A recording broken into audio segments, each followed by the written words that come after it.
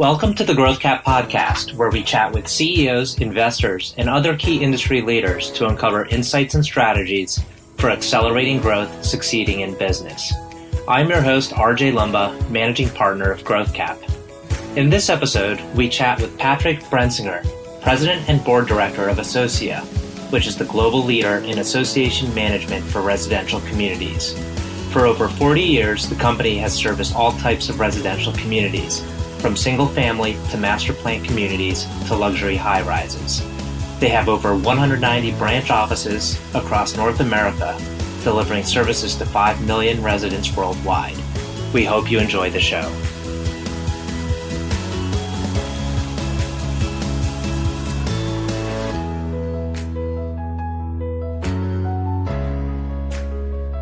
So Patrick, thank you so much for taking the time for this conversation with us. And thanks to Peter for coordinating this call. We're really excited. We've had the benefit of learning a bit more about your background as well as Associa and how it came to be.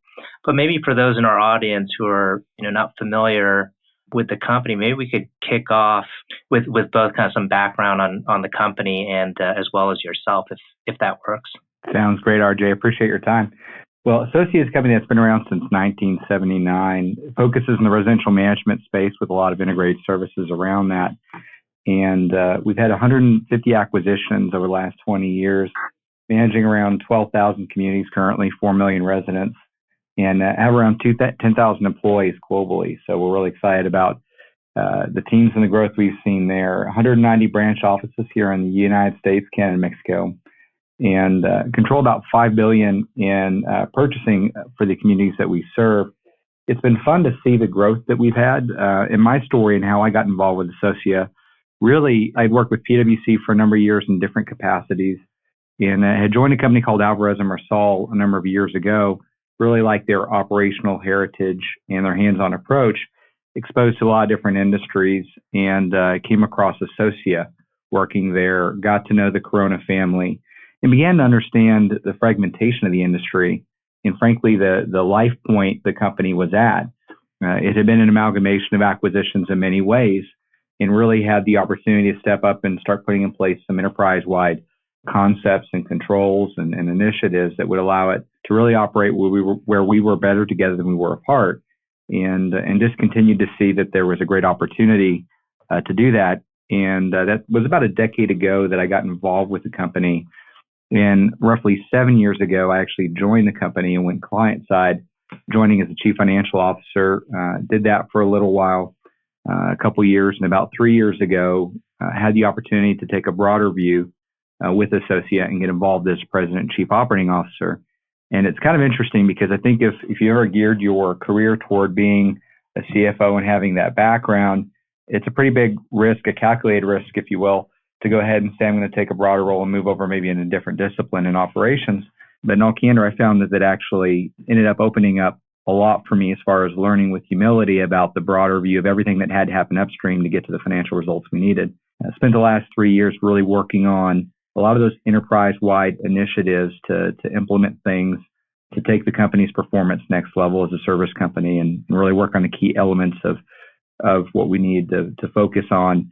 And then earlier this year, I had the opportunity to hire a fantastic chief operating officer from a hospitality background, and really have him focus on our field operations from a COO seat, and allow me to focus as company president more on where we're going as we go forward.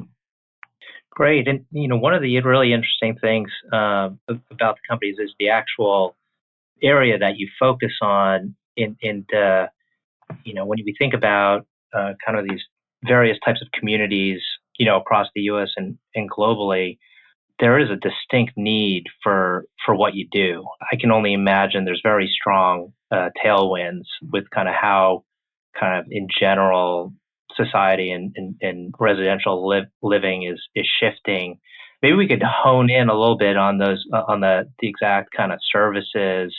Obviously not too detailed, but the more on the services that you provide to the various communities and properties that you serve. Yeah, if you don't mind, I'll probably frame off of the market and then into how Associa fits into what that market needs. The market is fairly large. We have 350,000 associations out there. It's interesting to us that on a broader sense, that's only 20% of the homes in the U.S., but it is a significant portion. And to your point, we are seeing a significant amount of growth into what we call deed restricted living communities, where associations are a very present part of the experience of living in those communities. And that's growing at about 50% of homes coming out of the ground are being built in deed restricted living. And the reason that is because some of the trends we're seeing with folks and what they're looking for in a living experience, they really want to have a more amenitized experience.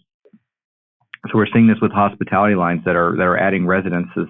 We're seeing this in mixed use communities where we're seeing more retail and restaurants come in and alongside actual communities themselves, where people really want that closer to where they live. And we're also seeing trends where in the past, individuals may have sought out some of these amenities via more of a private club experience. Now we're getting much larger communities that actually subsidize, everything from workout facilities to we have some that have their own airports in them. Golf courses are very common.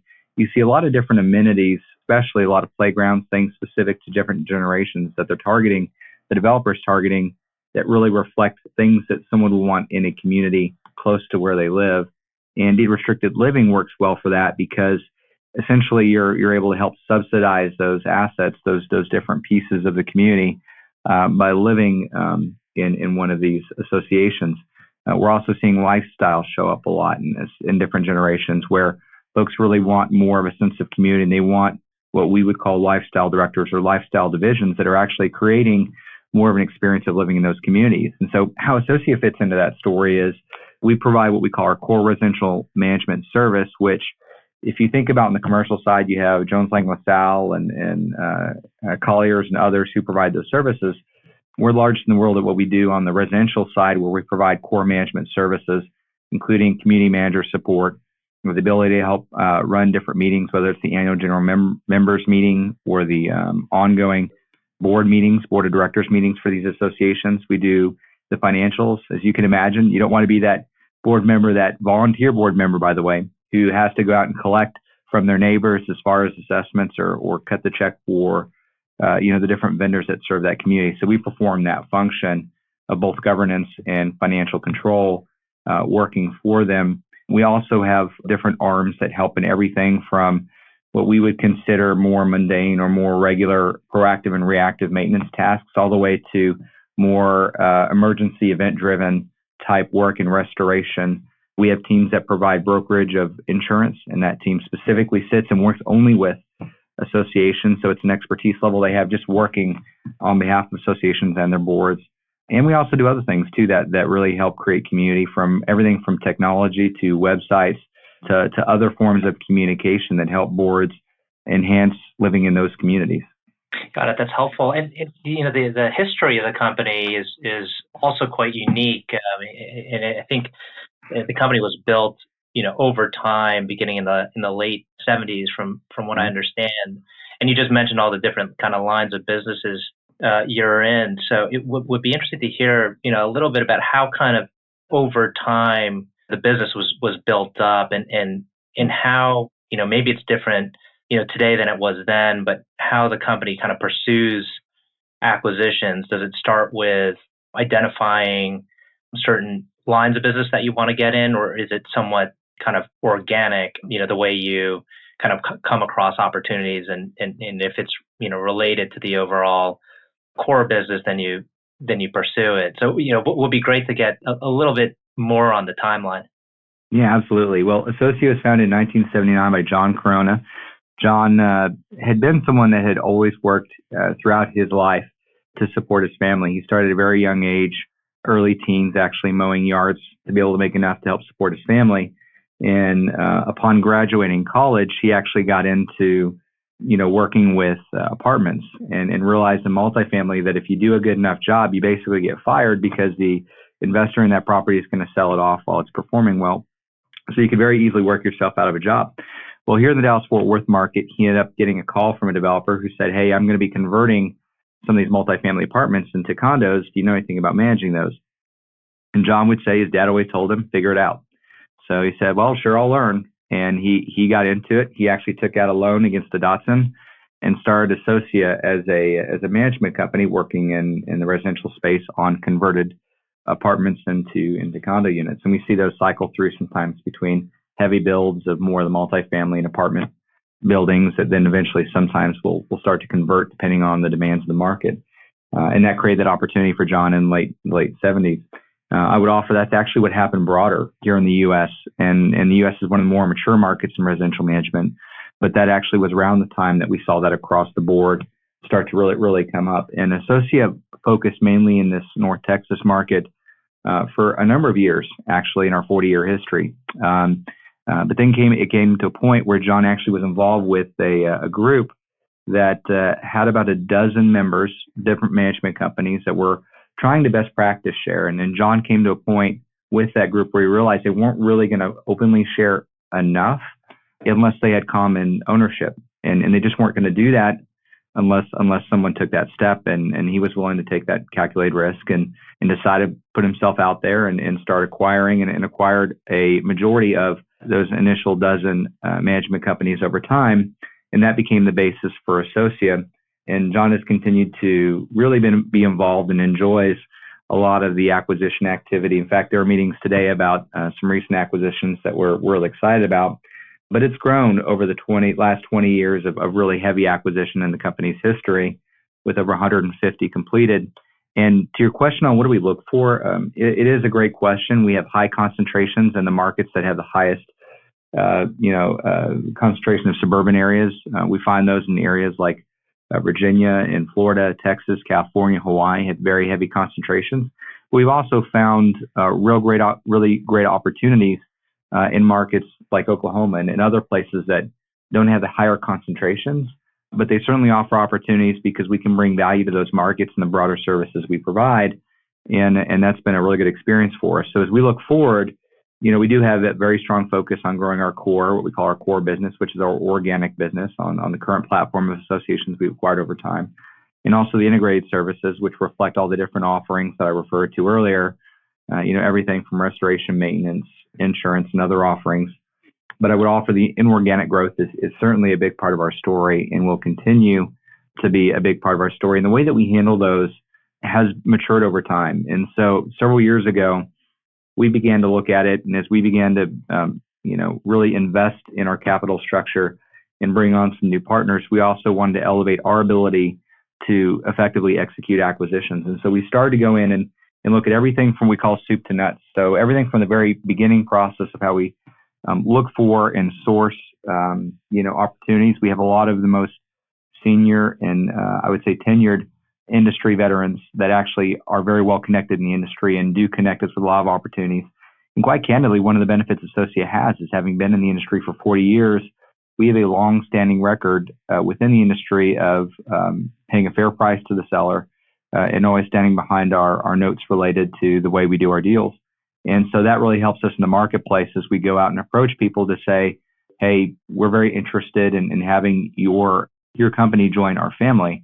And I say that very intentionally because we realize for a lot of these sellers that are first generation owners of their business, it is really important to them that not only do they feel like they were able to fairly get a purchase price that reflects the value that they have created over a number of years, that's how they can create generational or familial wealth, but they also care about their legacy and they want to make sure that all their second family, if you will, the folks that have been with them for all these years building their business, are in a good place and are with a company that their culture matches.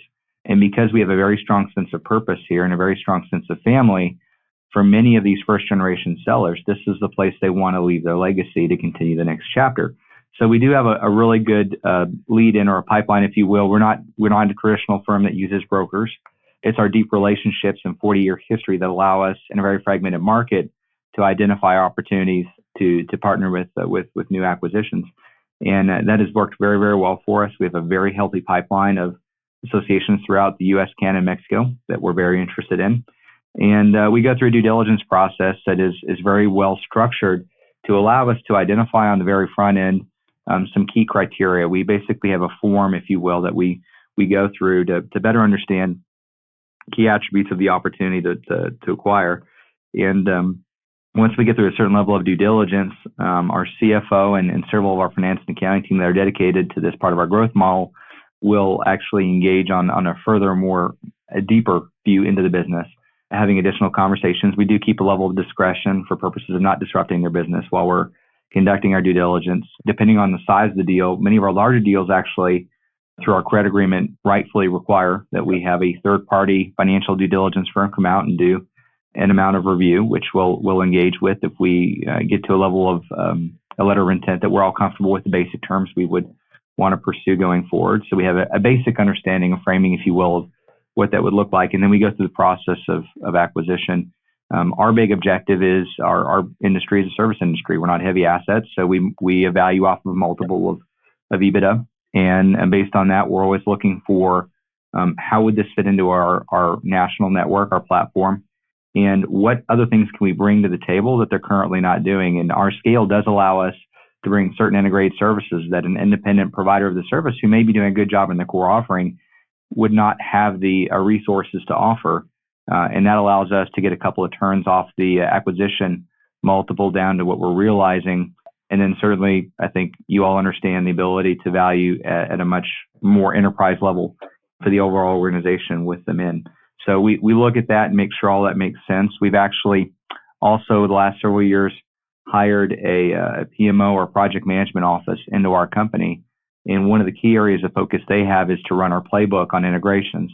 So having done 150 of these, we have a pretty good idea of coming in to assess baseline on where, an acquisition may be, and everything from technology to leadership and succession planning all the way through, what integrated services they have, where they're going to need to offer.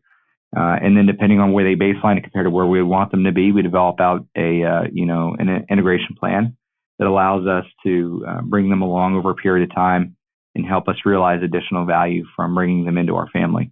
And that's been very important. The other thing I would call out, we have seen a lot of different models where different companies that are heavily acquisitive look at their core field operations regions, and they also look at, well, what do you do with an acquisition once you acquire it? You can have your project management team do the blocking and tackling of executing the project plan, but how does it fit within your operations team? And both our COO and I both believe that we're better served to have dedicated field operators who essentially work with that new acquisition and that team who may not have gone through some of the planning steps we go through here at our scale, but we also go through and make sure they learn the secret decoder ring. Because, like any good company, we have our fair share of 3-letter acronyms for everything. And they've got to kind of learn how to interact and engage with our teams, the rhythms that we expect, the operating model that we really want to make sure that they're successful in. And that could be a year to 18 months to 24 months of really helping have dedicated field operators work with them to make sure they're learning how to be successful here at Associa before they would what we would call graduate into their geographic region, which is a much larger region. And we just understand that the amount of effort a new acquisition takes, it bell curves on the front end of an acquisition. And so we make sure we spend the additional time and focus with them through dedicated resources. Because I know a lot of companies struggle with, well, do I just let it fall into a larger region once I acquire? And will I receive the value that I anticipate to get by doing that? Or do I have dedicated resources? We truly believe it's better to have dedicated folks helping them come along on that first part of their journey with us. Mm-hmm. Well, it certainly seems like the company is moving at a fast pace in terms of kind of the growth it's pursuing, and evidently there's a lot of moving pieces given kind of the number of kind of lines of businesses that you're in, and likely the number of acquisitions that you're folding into the organization. And your background is in PwC, then Alvarez and Marsal, which is a fantastic background.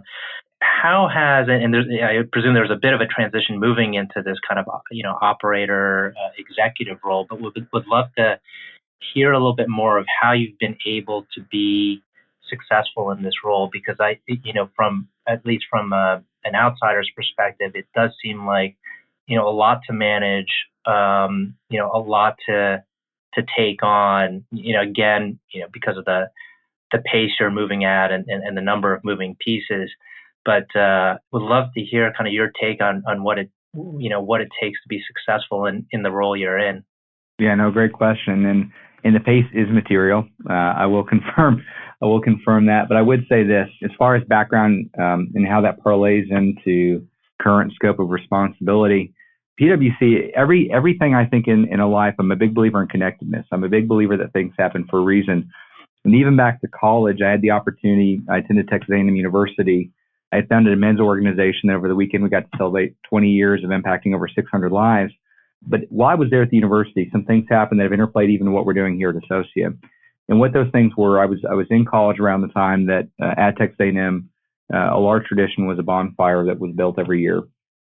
And that actually fell while I was in school in 99 and unfortunately killed 12 students, injured a number more.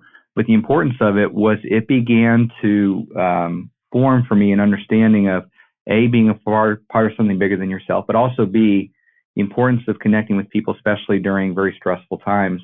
And when 9/11 happened, it actually opened the door for me and other student leaders at the time to do some things to raise over $250,000 for the families of firefighters and policemen from 9/11. We actually went back to New York City about a month after 9/11 and were able to help give those funds and spend time with those folks. That led into PwC, where I got involved with the fraud and forensic practice because I thought, well, hell, if you get involved where the fire is, you're going to learn a heck of a lot. And certainly did in that role. But in that, was able to join the 9/11 Victim Compensation Fund. So I spent an early part of my career actually working with firefighter families from 9/11, over 90 of them. And I really respected what those folks did because they ran in when the world ran out. And it became very clear to me that if you're going to leave a legacy, let it be one where you go to where things are difficult and you make a difference in the lives of others through the things that you can do to help them. And at A&M, that was even further refined by being a part of a very operational, roll up your sleeves, get involved type mentality. And that has stayed with me, the core values and the things that have shaped me, but then also the ability to come in and take a very, almost an engineering approach to just breaking down big issues into smaller pieces and being able to solve them. And so how that all, rounds out into Associa is that I was able to make some level of impact in the CFO suite. But, I'll just use the analogy of our pillars here at Associa. We have 4 of them. They start with employee engagement and client retention. Clients that are retained, they promote. When they promote, you grow. When you grow, you make your financial numbers, your profitability. Well, my area of responsibility and scope for the first couple of years here really was around the caboose of the train. It was the back end of this, which if everything upstream of it happened well, then you got your financial results.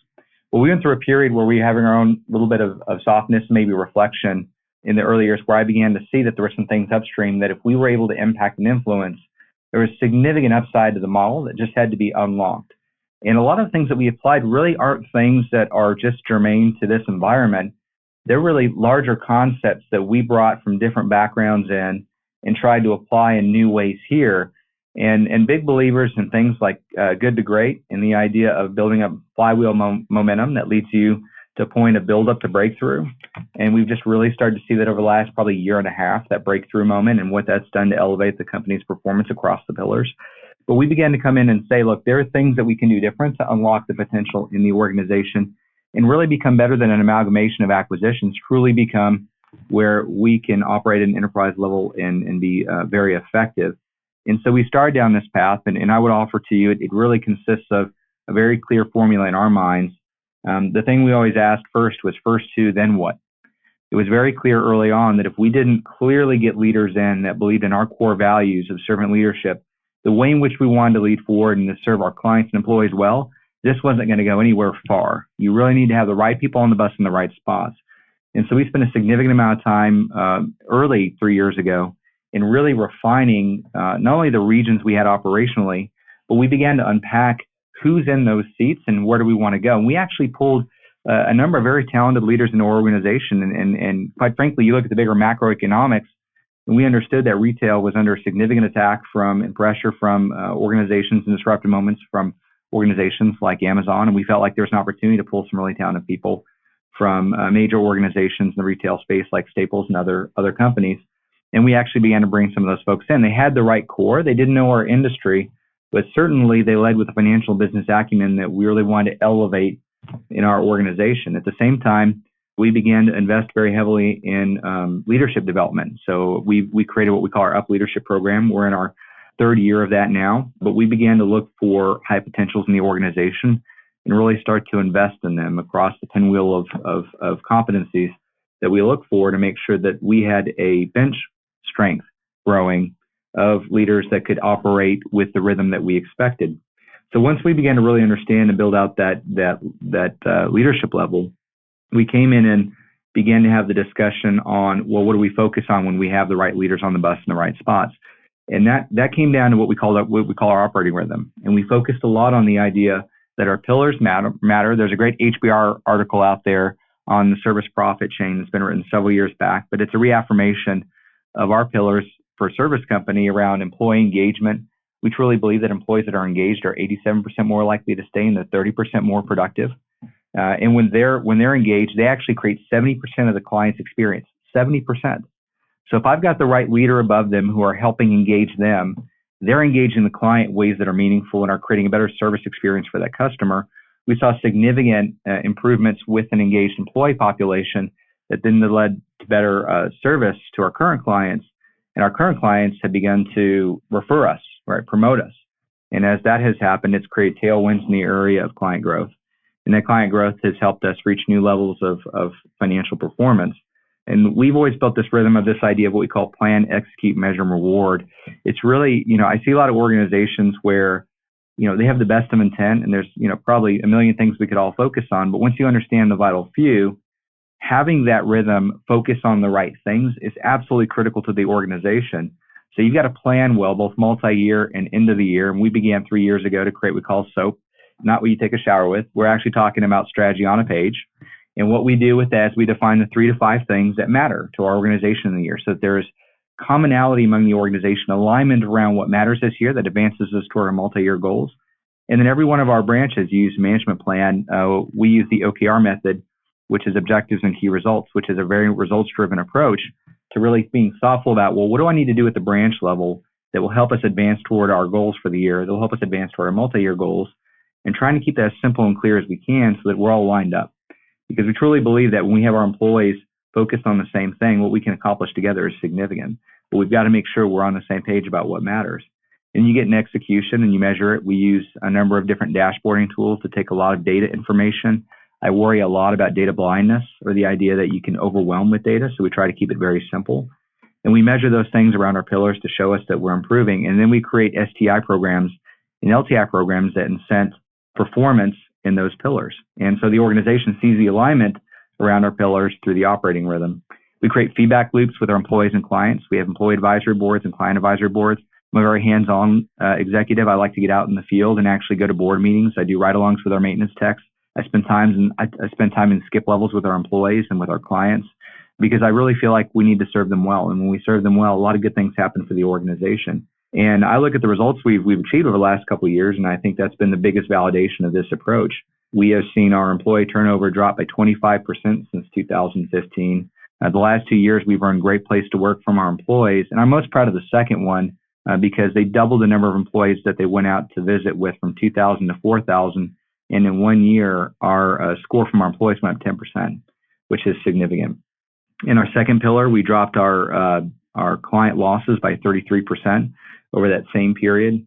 And in our third pillar around client growth, we've sold over 1,000 accounts in the prior year, which is a 43% increase from 2015.